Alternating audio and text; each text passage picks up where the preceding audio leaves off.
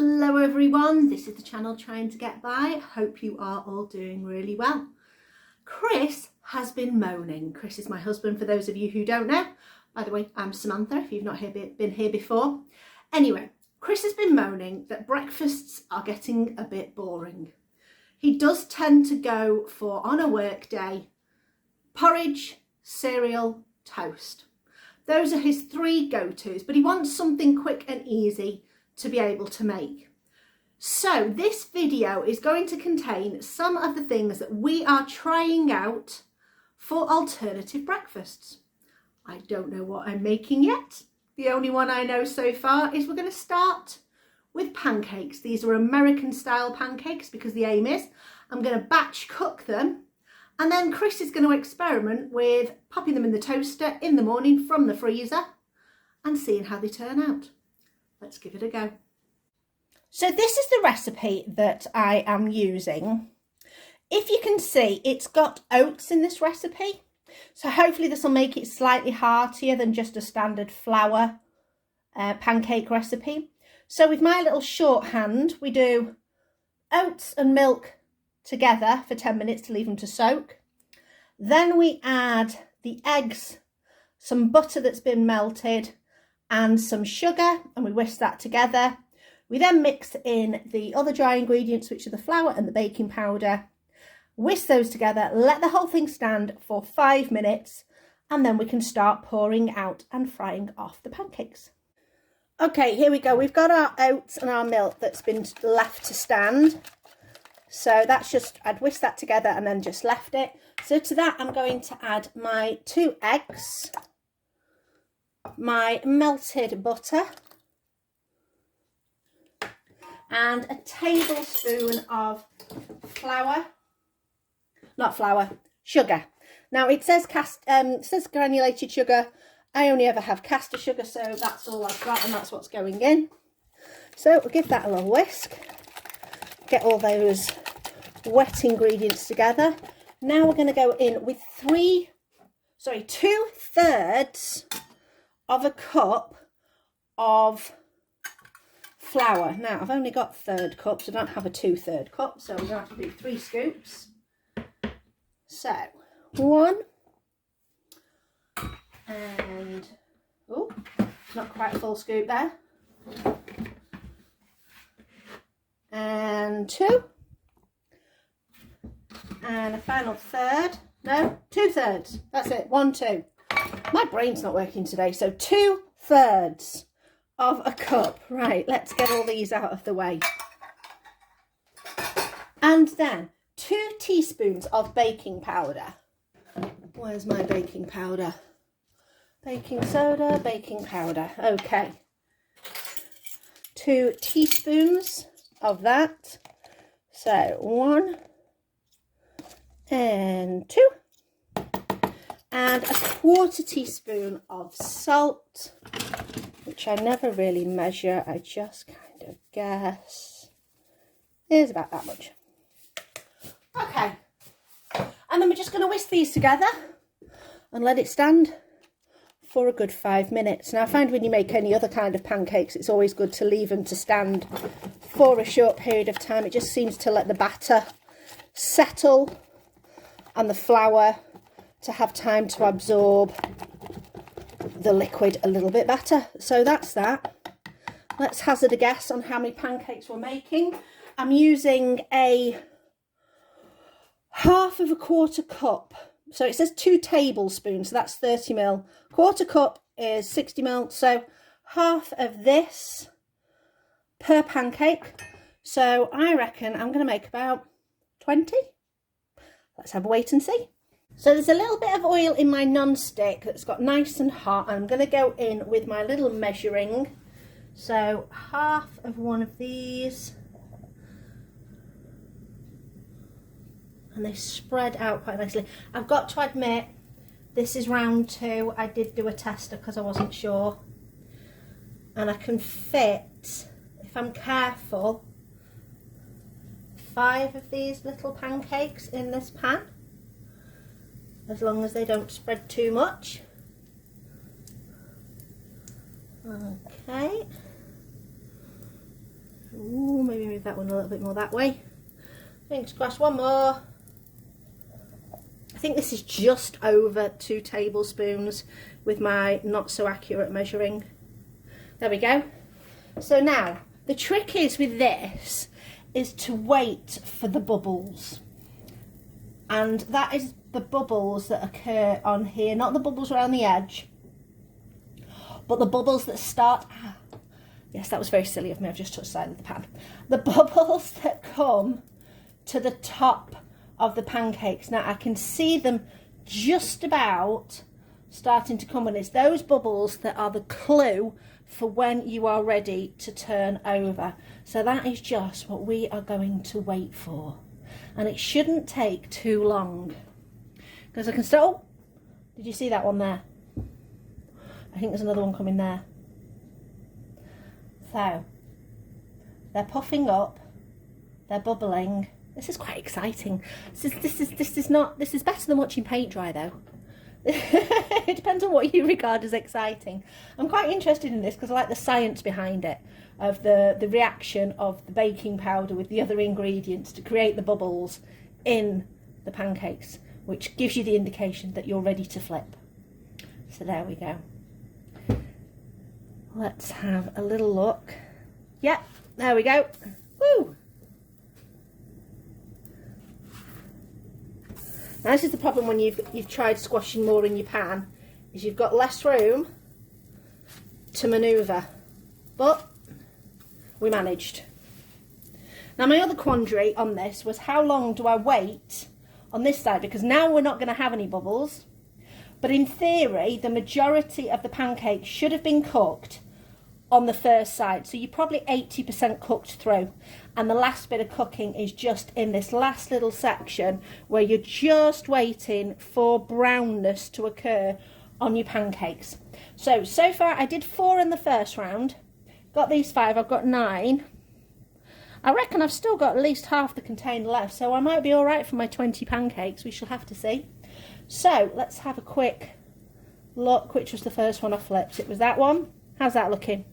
That looks pretty good to me. Those are done, so I'm going to take these out and pop them on the plate, and I'll go on with the next round, and I'll see you at the end and we'll count how many we've done. So there are all our pancakes, and we ended up with 22 pancakes, so I wasn't far wrong with my counting.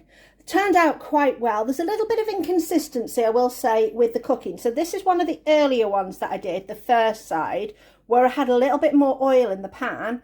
As I got less oil and the pan's heat increased, you can see how the darkness increased as well. So that's just something to be aware of. But they've turned out all okay. What I'm going to do is I'm just going to leave these to cool, and then I'm going to put them on a big tray to go into the, spread them out and put them into the freezer. And then the big test is, once they're frozen, how do they come out when we've toasted them? Hello, Tilly. Tilly cat wants pancakes. These froze beautifully on the tray, and I've just decanted them into this bag, which has been in the freezer. And then all as we've done is popped these in the toaster, pop them on warm, and that seems to work. The only thing that I'll do that's different is I'm going to make them bigger next time, because let me just show you. They're not the easiest thing to get out. You've got to kind of stick your fingers in there a little bit. So I'm going to make them a little bit bigger next time. But so far so good. Chris has had them. So this is the second batch he's had. But the first batch he had 3, and he just had it with butter. And even though they weren't that big, he said surprisingly really, really filling. So the pancakes have turned out okay. So that's a recipe that we're going to use. This next one that we're doing is a yeasted bread with raisins. So it's going to be like a tea cakey type thing, but done in a loaf so that you can slice them and pop them in the toaster. My aim is to cook this, let it cool, pre-slice it all, and then freeze it so that you can just take out the slices that you need, pop them in the toaster, and then you're good to go. So let's see how this goes. So as you know, I would normally post a little written recipe for this, but it's a bit of a faffy, well, it's not massively faffy, but it's a little bit wordy, the recipe. So let me tell you about the basic ingredients. So I've actually got it on my computer next to me. So we're going to start with, sorry, I'm swinging you over this way and that way. Anyway, we're going to start with 50 grams of unsalted butter. 55 grams of unsalted butter. This has been melted. In here, we have got 150 mils of milk warmed to blood temperature. Now, if you are using dried active yeast that needs a bit of time to foam up, you put your dried active yeast in with your warm milk and 2 teaspoons of granulated sugar. Then the yeast you would need is 1 3/4 teaspoons, but I'm just using the normal easy bake yeast, so that doesn't need activating. You've also got an egg to go in there, a bit of salt to go in there, and eventually you'll have some sultanas to go in there. The recipe online goes for apricots as well, but we're not a big fan of those, so we're not bothering, and plus they're more expensive, so that's the other reason we're not bothering. In here we have got 350 grams of strong white bread flour. We have also got the zest of half a lemon, but it's not, that's what it says in the recipe. I've just gone for a whole lemon because I figure the lemoniness will be delicious. We're going to put in a little bit of salt, and that is pretty much it until we start having to add all the sultanas, which I will tell you the weights of in a little bit. So let's prop you up on the side, and we can start doing the adding and the mixing. So like I say, in here we've got the flour and the lemon. We are then going to pop in our little bit of salt. So 1/4 teaspoon of salt. So I'm just going to go in for a little sprinkle. Then we're going to add the yeast. So that is our 1 3/4 teaspoons. Oh my days, that basically means using all of them. So there's our 1 teaspoon. There is our 1/2 teaspoon, and there is our 1/4 teaspoon. That's now 1 3/4. Okay, lid back on. Okie dokie. And then we're going to add our melted butter. I'll pop that there. Our sugar and milk mixture in there. Our egg. I know I'm risking it, dropping it straight in, and so many people would say to me, crack the egg in a container beforehand, but I'm a bit of a rebel when it comes to things like that. Right, basically now we're going to pop the lid down and we're going to mix it until the dough is smooth. It says about 10 to 15 minutes using a dough hook. So if you haven't got a stand mixer, you're going to get a workout.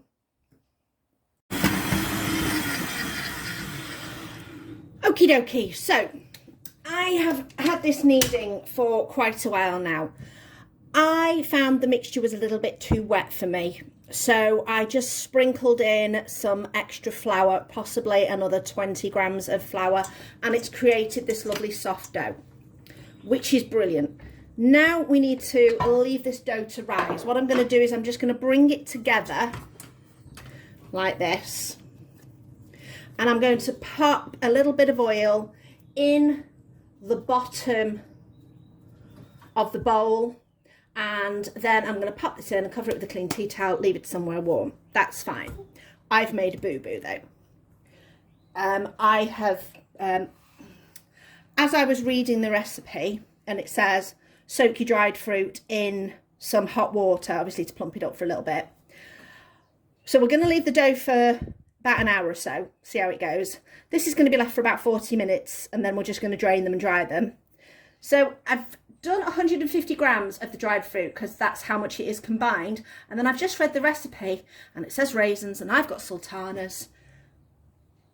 I picked up the wrong thing. That's what happens when you are starting with a menopausal brain. That's what I'm blaming it on. So if I make any mistakes on any future videos now, I'm saying perimenopausal brain. That's what I'm going for. Well, that's my excuse anyway. But we're going to go with the sultanas. We're going to see how it goes. You never know. It might work out great. It might taste gorgeous. Anyway, let's crack on. So this has been just over an hour and the dough has increased in size, and now it's the fun bit to knock it back.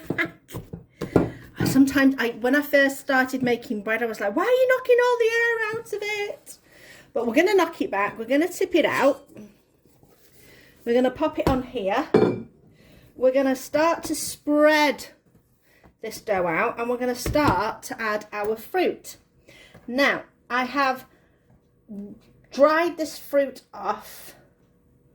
I had it in a sieve. I've dried it off. If you can see there, it's in a little cloth. I don't possess paper towels. We haven't used paper towels in this house for, it's got to be minimum 2-3 years. I just got some bath towels that we no longer use, and I chopped them up, and these we use for everything, spills, whatever.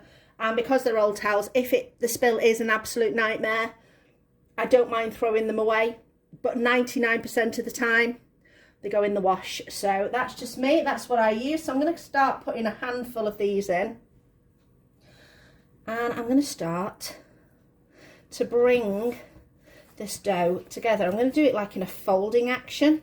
So it's like bookends, and then I'm going to spread it out again. And then I'm going to go in with some more.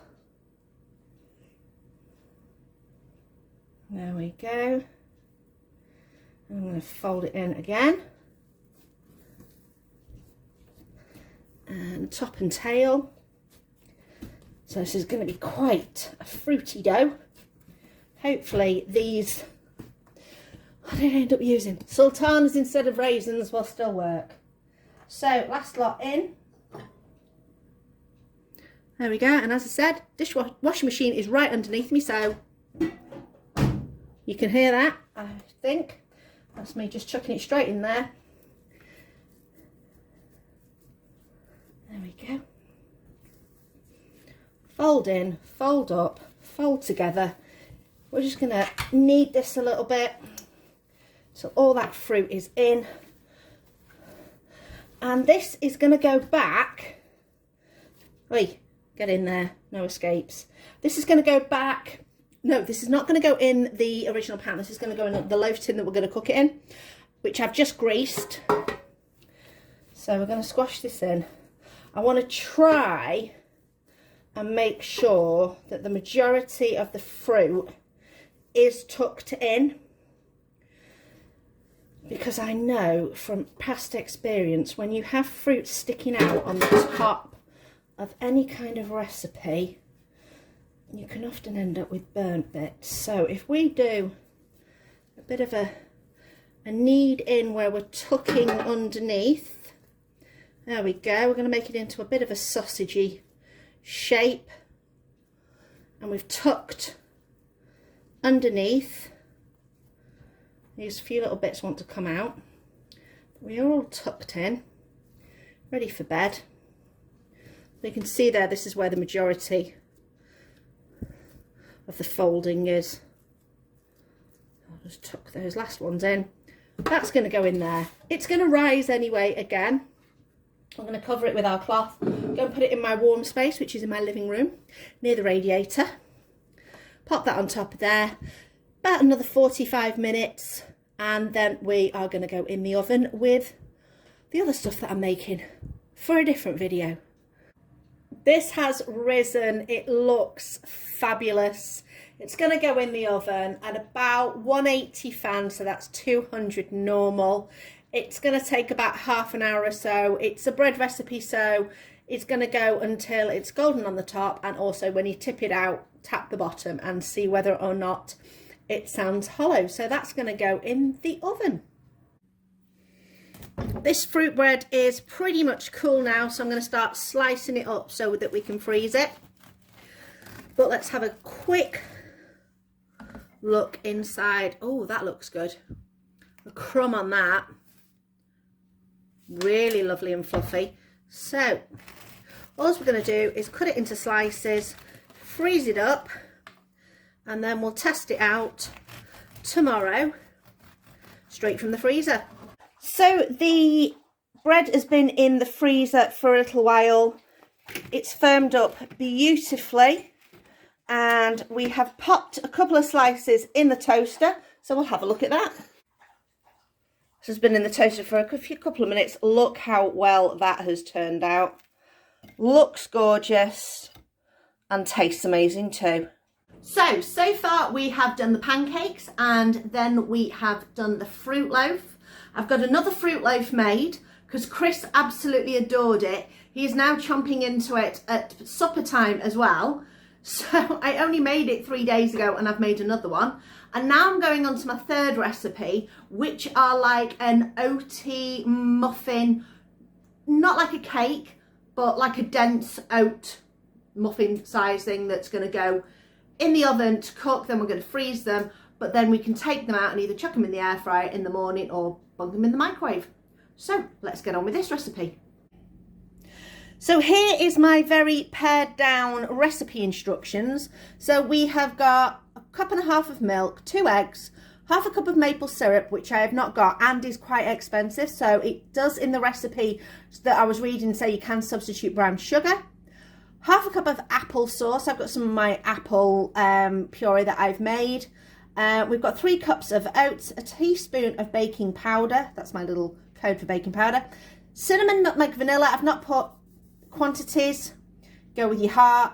1/4 teaspoon of salt, and I like the instructions for this. Basically mix all that together, then add a heaped cup of chopped apple and optional nuts. We have some optional nuts. We've got some cashews that we got from a local deli, and we're going to put some of those in because Chris absolutely loves his cashews. So let's get on with this recipe. So I prepped near enough everything before when I was getting the stuff ready for the fruit loaf. And I thought, well, if I get it all out and it's all ready, then I'm good to go. So my fruit loaf has been proving for the 45 minutes once the fruit has been added. That's near enough ready to go in. So I'm just going to pop all this together and get going and mix it all up. The tray that we're going to cook it in has been greased, ready to go. So let's get mixing. So we've got pretty much everything inside our bowl. So our oats are at the bottom. I've poured the milk in at that side. That's our sugar. That's our applesauce. Those are our eggs. That's our baking powder. That's our cinnamon. My applesauce has got a little bit of cinnamon in anyway, so I've not put as much in of that. I'm now going to go in with my nutmeg. I don't have pre-ground nutmeg. I do have the little nutmeg seeds and my tiny little nutmeg grater. So we're going to go in with some of that. Then I'm going to go in with some vanilla. Now, Chris is not a massive nutmeg fan, but I do think just a hint of it will make a massive difference. And I do think keeping nutmeg like this, if you can, is the best way to go. Fresh grated nutmeg is got a bit better flavour and a bit more potency than the ground stuff. So that'll do there. Then we have got our vanilla. Go till your ancestors say stop. There we go. And then just mix it all together, which I absolutely love. Oh, did I put the salt in? No, salt. I didn't put the salt in because I'd not got it out. 1/4 teaspoon of salt, which I very rarely measure. I just kind of guesstimate, and I'd rather underestimate than overestimate with salt. So we're going to give this all a bit of a mix. Bring it all nicely together. It says it should be quite a sloppy mixture. It's obviously not going to be as sloppy because I am using sugar instead of the maple syrup, and obviously the maple syrup would make it more liquidy. But even so, this is still quite a wet mixture.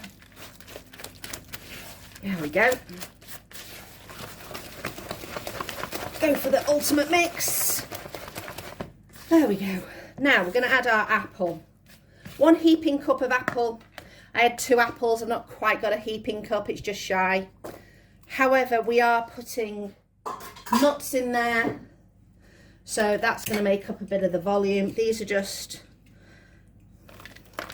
crushed up nuts. Some of them are full halves. Some of them are crushed up even smaller. So I'm just going to go in with a few handfuls of those. Give that a little mix together. The oven would have been 350F, which works out at 177C. So I'm on a fan oven, so I'm going down a little bit further. And all I've got to do now is evenly distribute it between these. Like I say, I have greased this. Let me see if I can find a cup measure. So this is my 1/4 cup measure that I used with the applesauce. So I'm going to put a 1/4 cup measure in each one and see how much that fills, and then see how much we've got left over. I think this is, you've just got to be careful with this. With the milk, you find that the milkiness starts to settle. So you just want to make sure that you keep kind of doing this kind of action just to make sure you're getting a nice mix of everything. Now obviously the nuts have added a little bit of extra volume, and Chris is going to want these to be a decent portion for his breakfast. So we have got nearly the 12. I'm making a mess, which is going to mean I'm going to have to do more cleanup. So that's my 12 at 1/4 cup measure. I've got that much left. I think I'm going to top these up very slightly on each one, just to spread the mixture around. I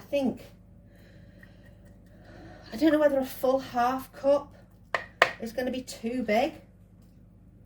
So maybe it's like, if you did a 1/2 cup measure, it's maybe not quite a 1/2 cup measure for these. Let's see how much I've got left, and then we can look and see which ones look a little bit missing. Right, so I've gone through that, and I have got a little scraping left at the bottom. So let's have a look which one's looking a little bit not quite as generous now. As you're watching me do this, are you pointing to it going, give some in there, put some in that one, that one's not quite as full? Right, there we go. Right, so from my perspective, these look a little bit milky. However, I'm assuming as they cook, the oats will absorb the milk a little bit better. I'm just going to kind of tap these down so they're a bit more even. So they all look pretty well filled. So they're going to go in the oven. And I'll let you know how long for, because I can't remember and I've not written it down. So by the time I've put them in and got them out, I will have looked up, obviously, how long they're going to go in for, and I'll let you know. So these oat muffins are out of the oven. They were in there for 24 minutes. So there you go. It says basically you need to make sure that they are slightly golden brown on the top and are set. I'm going to leave these in the pan for 10 minutes just to cool slightly, and then we're going to attempt to take them out, and we're going to hope, fingers crossed, that I have greased the pan enough that they'll come out quite easily. Right, these have been cooling for about 10 minutes. I have been round with each one because I didn't think you'd want to watch me go round all of them. And they have released actually really, really easily. So let me just flip them and you can see how nice and browned they look. That one's a little bit more brown. I have a hot spot. I might have mentioned this before. I have a hot spot in my oven. That top right, well, the right hand corner, even though it's an oh gosh, what's it called, fan assisted, so you'd think the heat would be evenly distributed. It should be, in theory, However, oh, we're a bit stuck on that one. However, oh, hey. However, as you can clearly see, darker down that end. I will say though, the oven is as old as this kitchen. So this kitchen was put in about 2001. So what we're on now, that's 22 years ago. Yeah, it was about February 2001. Yeah, 22 years ago. So the oven, it has had the fan replaced multiple times, the heating element placed multiple times. And I don't get rid of things because they're old and if things need replacing, I'd rather replace things than replace an item. So I'm quite proud of my oven, the fact that it's so old. Let me know in the comments below, how old's your oven? Is it older than mine? In fact, everything in this kitchen, well, the oven, the hob and the fridge freezer are all of the same age, because in fact the fridge freezer is slightly older because I put that in before I put all the cupboards in and everything. So 20 year plus. How are your appliances and everything doing?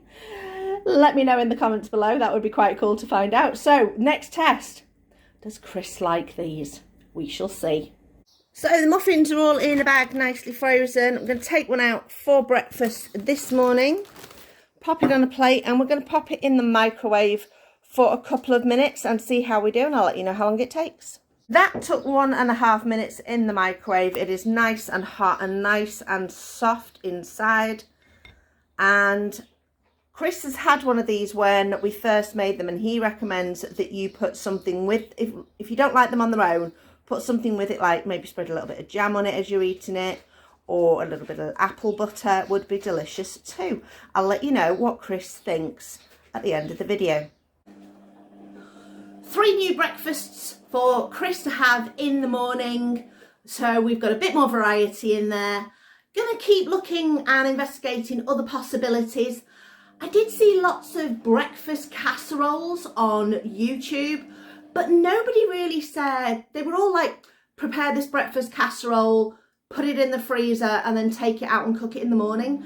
But they're big portions. So the only thing I can do is maybe buy some small like pie tins or something and make mini breakfast casseroles that could just be bunged in the air fryer in the morning. There's an idea for you. I've literally just thought of that. Let me know in the comments below what sort of things you do for breakfast that might be a little bit different for Chris to have a try of. And let me tell you what his favourites were. So, in third place were the oaty muffins. He said they're a bit unusual. He's not 100% certain about them. He says they're not unpleasant or not nice. He just feels as though they need a little bit of something to them. So I'm thinking I might add a lot of lemon zest next time, just to brighten the flavours up a little bit. See how they go. Second are the pancakes. 3 of those for breakfast, filled him up till about 11:30, which was great for him. Because he does tend to have a breakfast, sort of like a mid-morning snack, and he didn't feel as though he needed that as much, so that's really good. What we said in the video, definitely going to make them bigger though, because they're a bit of a pain to get out of the toaster, being on the smaller size. So we're going to go for a slightly bigger size next time. But number 1, top of the tree, is the bread, the fruit bread. I've made 2 loaves already, so I made that initial loaf. And he had 2 slices for breakfast, and then I normally go to bed a little bit earlier than him, and he's having it for supper as well. So I made that second loaf, all in the freezer, and I've got to say, I had a piece of it this morning with a little bit of cheese on it. And I know that's probably quite a British thing, you know, a fruity loaf with cheese, because we'll often have, say, a slice of Christmas cake with cheese people will have. But it was really quite nice. And I'm not a massive dried fruit fan, but it was really quite tasty. So thank you for watching. Let me know in the comments which one you would think you would like best, and any of those other wonderful ideas that I'm sure that you can come up with. Much appreciated. I'll see you next time.